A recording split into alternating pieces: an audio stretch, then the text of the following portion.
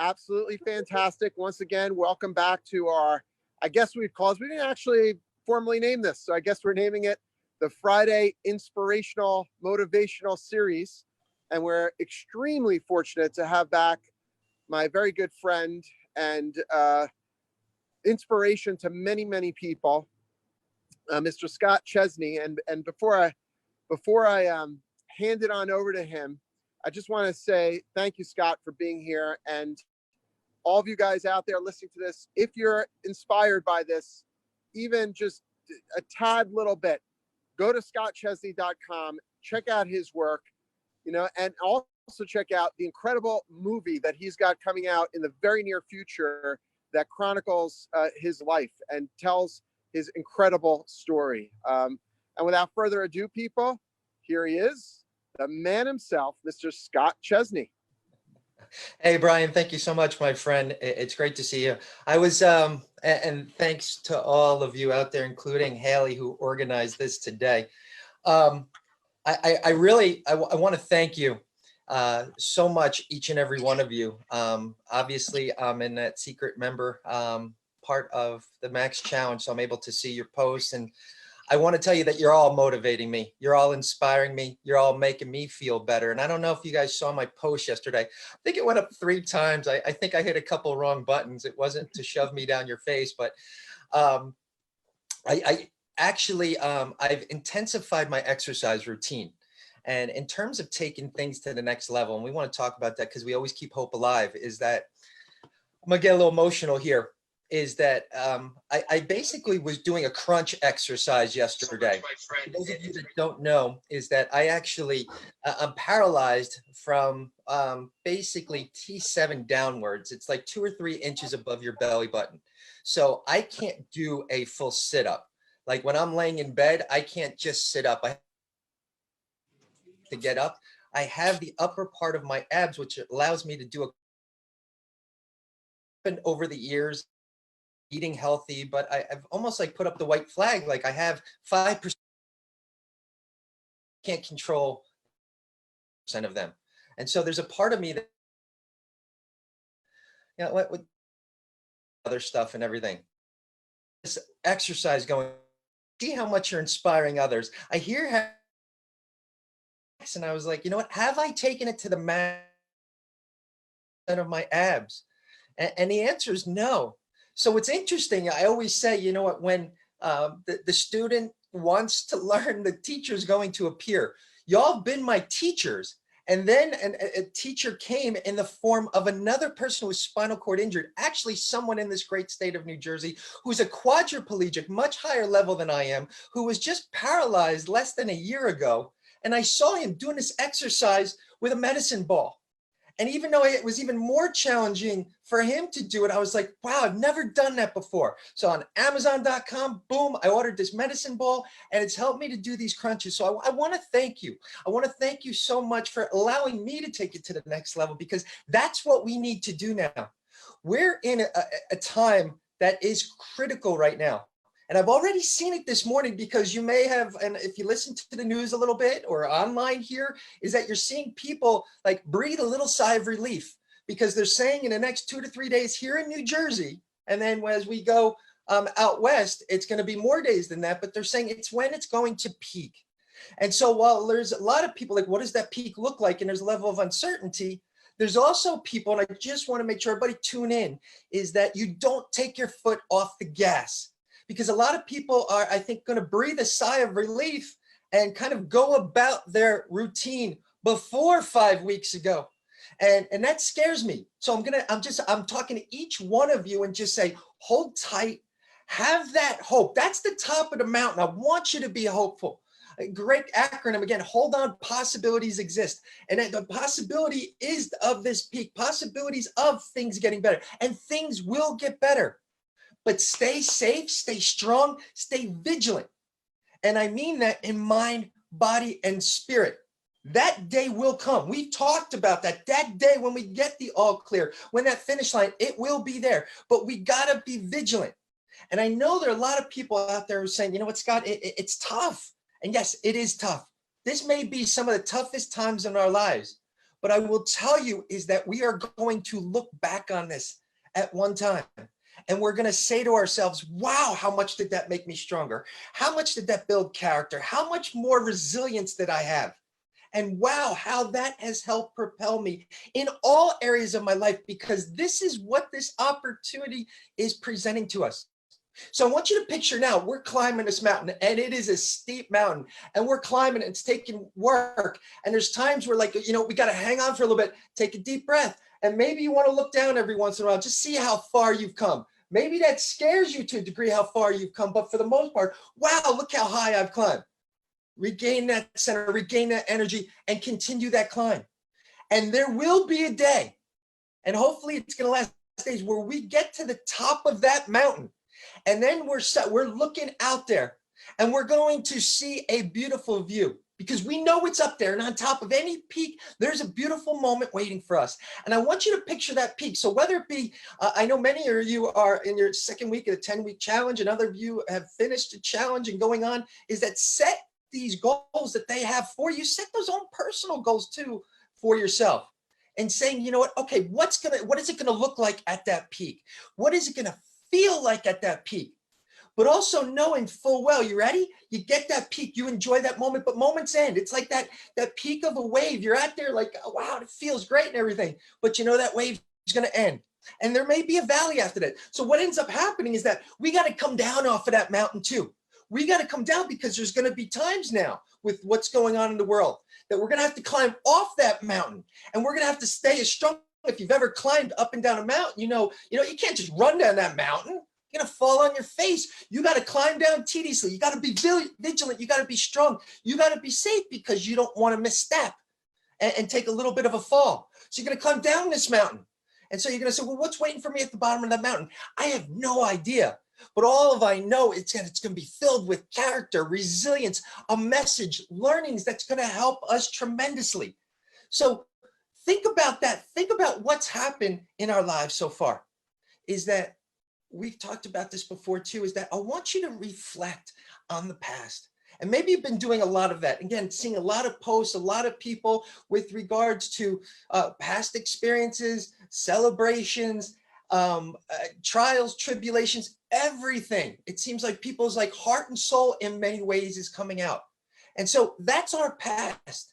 And while I like to reflect on the past and everything, I don't want you dwelling. If you find yourself dwelling, which usually isn't in a very positive place, we might have moments in which we glance at the past. But if you find yourself dwelling like, oh, I can't, and this day has led to, and this day is that's when people get trapped in the past. So we don't want to dwell on the past.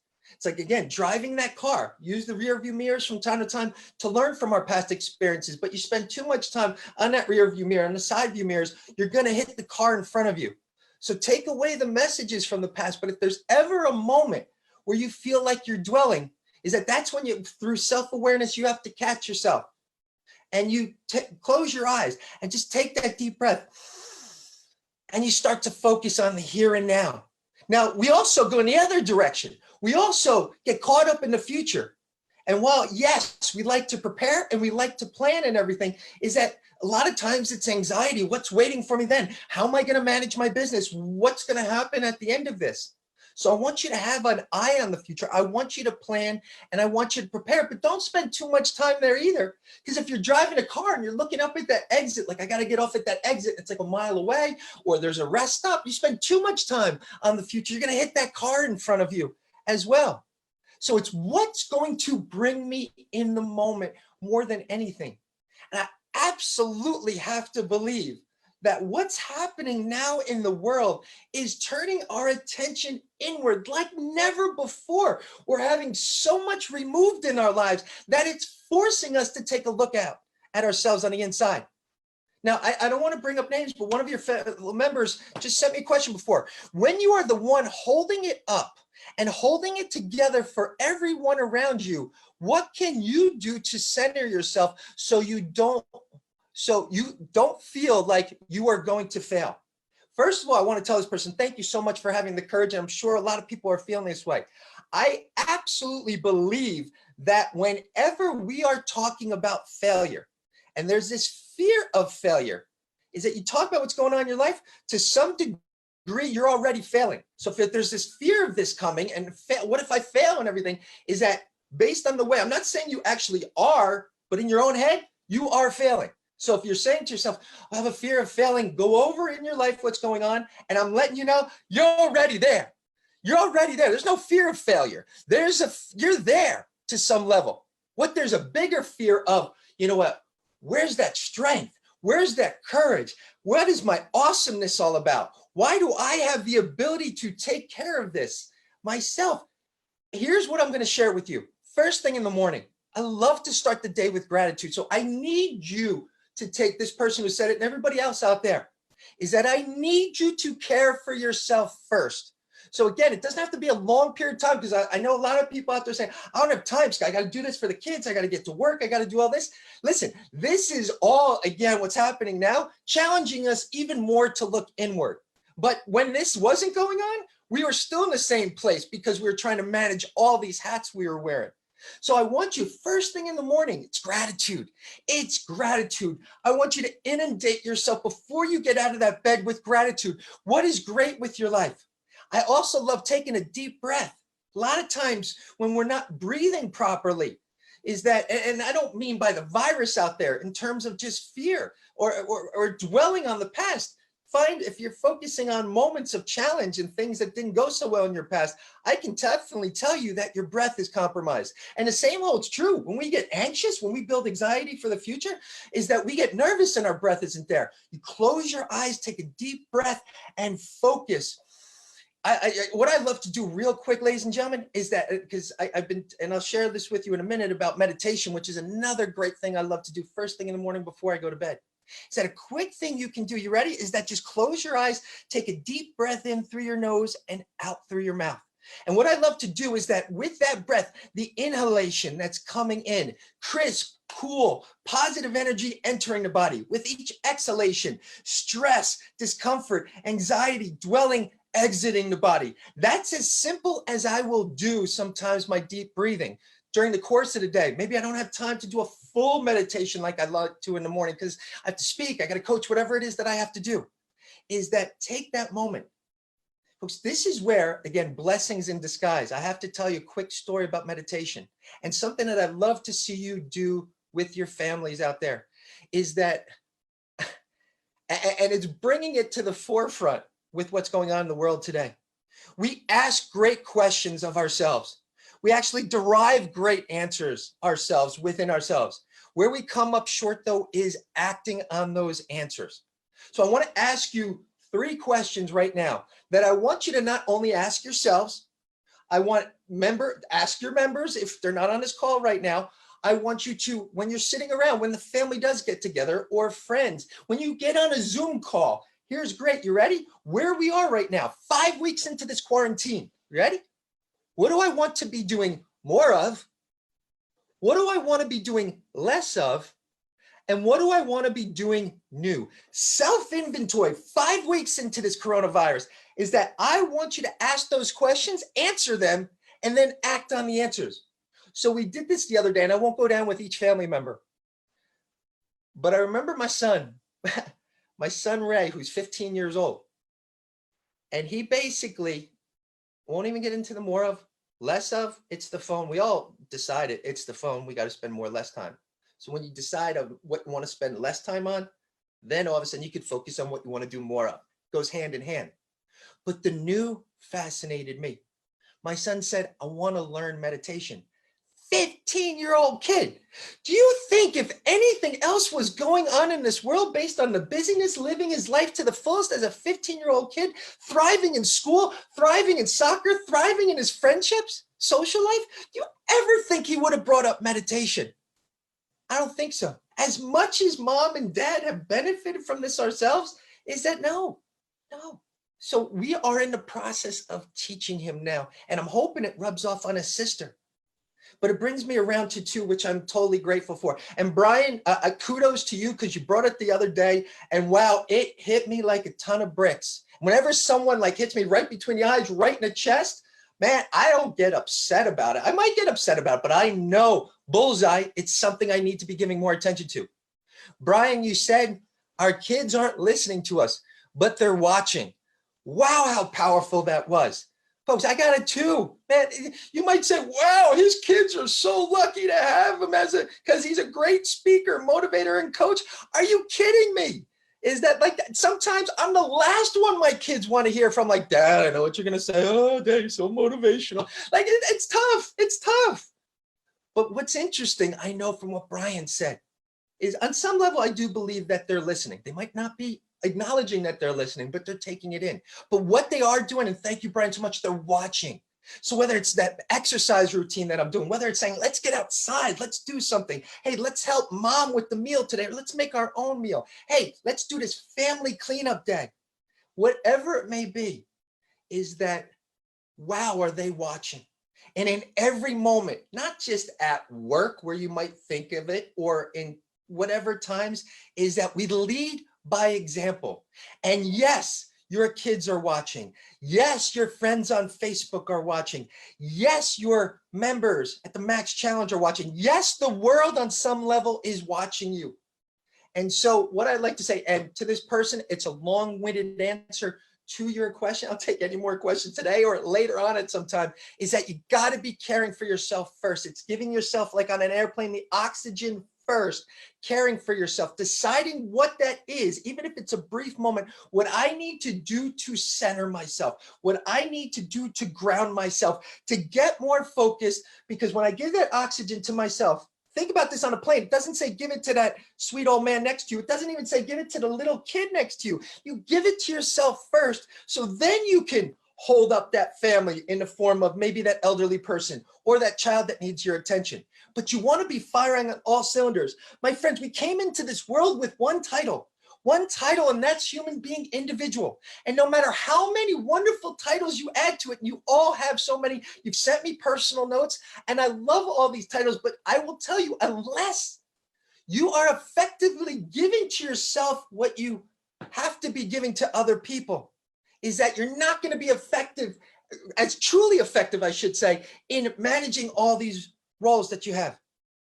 You know what's interesting? Here's a challenge for you too. First of all, my wife, love her, my best friend, is that she said, whenever you're talking to someone, make sure you keep one ear open to yourself, because you better be walking your talk. In my case, rolling my roll, but you better be following your own advice. And if you feel like you're challenged and you're stuck and hope's not there and you can't really turn on to yourself, here's where we step up. You ready? Sometimes we got to remove ourselves from the equation. Yes, do for yourself, but try doing this from time to time. What advice would you give somebody else? If somebody was feeling the way you were feeling right now, if somebody was acting the way that you're feeling, acting the way right now, the way you are right now, what advice would you give them? There is no one who's short of giving other people advice.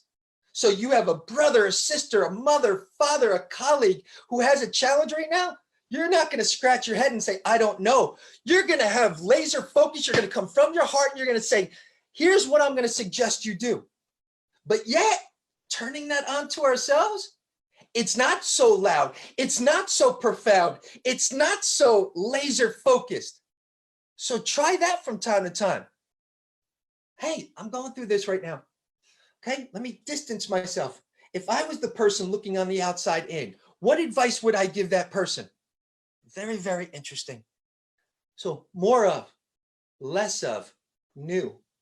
I will tell you what comes up for me with regards to more of. I have to have more focus, more focus. And it's not necessarily on my own routine and getting that done. I'm pretty good because, and again, I've been joking around with a lot of friends who are fellow, my brothers and sisters with paralysis right now, because they feel like in so many ways that paralysis, unfortunately, our situations has prepared us for what's going on in the world right now, whether it be some kind of isolation, whether it be having to be bedridden because secondary conditions, whether it being hospitalized because of what happened to us. It's almost like so many things were taken away that we've had to manage. So in many ways, again, none of us know exactly what's out there, and especially people with higher level paralysis, is that we have to take into account our breathing and everything. So there is absolutely, like there is with everyone, an element of fear that I've been trying to help people work through. But there's this place of like, we can manage this. We can get this done. And so the more of, I wanted to share with you, more focus in like professionally, because I am getting pulled and I love it in so many directions. Hospitals, townships, different companies and corporations, just wanting to help them navigate through that. And it's interesting because, and I'm loving it, but it's also like making me like getting me a little unfocused, because pulled in so many directions and wanting this and wanting this is that. And what's interesting is that even before this all happened, one of my biggest issues now being brought even more so to the surface, to the point where like I accept the challenge, being brought to the surface because of this situation. And I got to tell you, and I know it's going to sound warped, I absolutely love it. Ladies and gentlemen, this is bringing out the best in us. What's going on for the past 5 weeks and will continue for the next few weeks, months. I don't know what it's going to happen. It's bringing out the best in us. And I will say this without a problem, and hear me out, it's bringing out the worst in us. And when I say the worst, meaning our real deep rooted issues, it's making them bubble to the surface to the point where you're like, oh, why is this happening? Why are all fingers pointing at me right now? Now is the time to get to the root of those issues because of what's going on in the world today, and nip those roots at the bud and take those, you know what, the worst things that are happening through this situation that are bringing to the surface. These are blessings in disguise. They might not be masked that way. Again, based on the emotions that I'm sure they're triggering, is that they are absolutely challenges. But y'all know me. I'm up for a good challenge because I know there's tremendous growth through the process, but on the other side of the process too. You know me, every time I get together with you, I got to keep it real. And so one of those real experiences that happened to me, and I know many of you are going through this too, I don't think I've ever sent out as many thoughts and prayers, whether it be emojis, whether it be words written, than ever before now. And it's got me into my heart, but it's also put me on this roller coaster ride. The other day, I heard from a dear friend. One of my dearest friends was actually my first physical therapist when I became paralyzed. We become the best of friends. And she just informed me that her mother-in-law had passed away, had been in an old age home for a while. And I'm still not sure if it was even COVID-19, but her life was taken, 85 years old. Beautiful soul. I'd spent many barbecues with her, an amazing woman. So in that moment, I'm grieving. And then I get a text from my second cousin, Tori, who just had a little baby girl. And all of a sudden, like I was celebrating. And so tears of sadness, tears of joy. And I'm there. And all of a sudden, I decided exactly what I shared with you before. I closed my eyes and I took a deep breath. And I recalled the memory 8 years ago. Within a matter of seconds, I rewinded the tape 8 years ago. And there I was at one of my dearest friends in the world, my father's best friend, who had passed away. And I'm in line at his wake. And I'm struggling. I have no problem to tell you, I'm struggling with this. I'm there, I'm present, and I am struggling. And all of a sudden, someone tapped me from behind on the shoulder. I didn't know who it was. I thought maybe it was someone I know. I didn't know who she was. And she said she picked up on my energy and she's like, do you mind if I share something with you? I was like, I have no problem. She said, I just want to tell you that every 11 seconds in this world, someone passes away. And then she said, every 7 seconds in this world, a baby is born. And she's like, the gift of life will win this race. And I just remember like my heartbeat coming down. I remember almost like I am now starting to cry. And I just turned around and I gave her a big hug and I said, thank you. That's exactly what I needed. So what I did is that I got back into line and closed my eyes again. I took a deep breath. And all of a sudden I visualized that lady who had passed away, taking this baton of life and handing it to this little girl who was born, and just knowing that this thing called life is going to continue. It doesn't take away from the sadness that you experience at the loss of someone, nor does it make you just every single moment of the day being able to celebrate the birth of that child. It puts this thing called life into perspective for me. It allows me to accept it. When I say I accept something, is that I believe that there's things up here that we absolutely love through acceptance. And then there's things down here that we absolutely hate. And you put them together like a peanut butter and jelly sandwich, you arrive at that place in the middle, sometimes where there's no energy at all, but it gives you the opportunity to move forward. We all have the opportunity to move forward. You'll all have the opportunity through your personal life, through your work, to not only survive this, but to thrive in the face of this. And I want you to know that you have plenty of examples. I've always talked about going into the past. You have plenty of examples in the past 5 weeks, when this first began and where you are now. Reflect on those. Maybe watch them through different eyes. Maybe put yourself, like I shared before, into the eyes of another person. So if your name is Tom, hey, you know what? What if I was Bob looking at Tom right now going through this? Wow, look at how he's managing that. Look at how he's managing that at work. Whoa, look at that strength. Look at that courage that he has in the way he's acting and talking to his family and taking care of them. Whoa, look at that. He's actually upped his exercise routine himself. He's actually gotten into meditation. He's actually making phone calls to people that he said, hey, let's talk soon, but we never do. How many of these blessings in disguise are there for you since this started? You could spend hours just going down the list on how you have changed. And I like to believe, again, even through those challenges, each and every one of us on this call, if we choose to look inward, they say when you can't go outside, go inside, is that how many are you? I'm going to say all of you, but it's all going to boil down to your power to choose.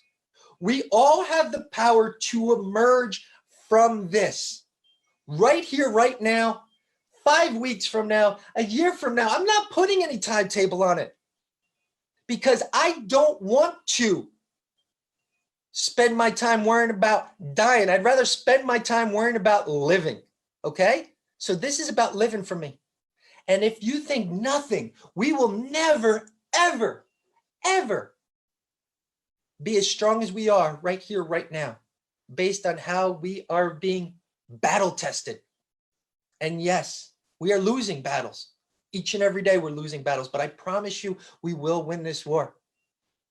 One thing that I share with my children each and every day, and I'm going to leave you with this today, is that I say 2 things to them each and every day. I say, try your best and have fun. Try your best and have fun. So whatever it is that you are doing today, personally and or professionally, I want you to give your absolute best, knowing full well, and I love using sports analogies, you've left everything out on the field. You've left everything out on the court. I've done it. Sometimes that will lead to success. Sometimes it will still result in failure, but you will know without regret, without any kind of indecision, without any kind of guilt, you will know that you have left everything that you have desired to offer out on the table for yourself, for your family members, for the people you serve in terms of your work, your volunteer work, whatever it may do. You've left everything out on the field. But knowing full well what your best is today might be even better tomorrow. That's where appreciate what it is that you've done today. Appreciate your best for today, but knowing, hey, you know what? The best days may still be coming. Absolutely. It's how we grow and we evolve. And have fun. Have fun. Find a way to make it fun. Find a way to make work fun. Find a way to make these enclosed situations fun. Whatever it is that makes you laugh. I don't know about you. I'm going to put it out there, but I'm probably going to send out a little message later. I would love, so absolutely send me, or you know what, better yet, I will post something, I promise. I want to know, because I did it last night and I got one of the belly laughs of my life. And I triggered another belly laugh in the form of my wife, is that one of our all-time favorite movies is Bridesmaids. Bridesmaids. Now, if there are guys out there saying that's a chick flick, get in touch with your feminine side, will you? Watch the movie, great movie. But there is a scene in this movie, and I will post it, that I don't care what is going on in this world. I don't care what is going on in my life, whatever. It will trigger a belly laugh to the point where I am going to start crying because it is so funny. So I want you, this is my challenge for everyone that's on here today. Okay, we're going to lighten it up a little bit to end this, is that I want you to identify a scene from a movie that, wow, that is just hilarious. It's a guaranteed belly laugh. I want you to go to YouTube, because normally they're all on there. Find it, find a link to it, and you'll see my post in a little while. I want you to post it because I want to have this whole chain in case anybody needs it and just needs a belly laugh. And yes, even with this most serious situation and the most challenging situation, there's still room to smile. There's still room to laugh. There is still room to have a belly laugh.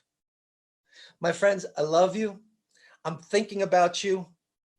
We are all in this together. We got this. And please, please stay safe and stay vigilant. Thank you so much, everybody. Love you.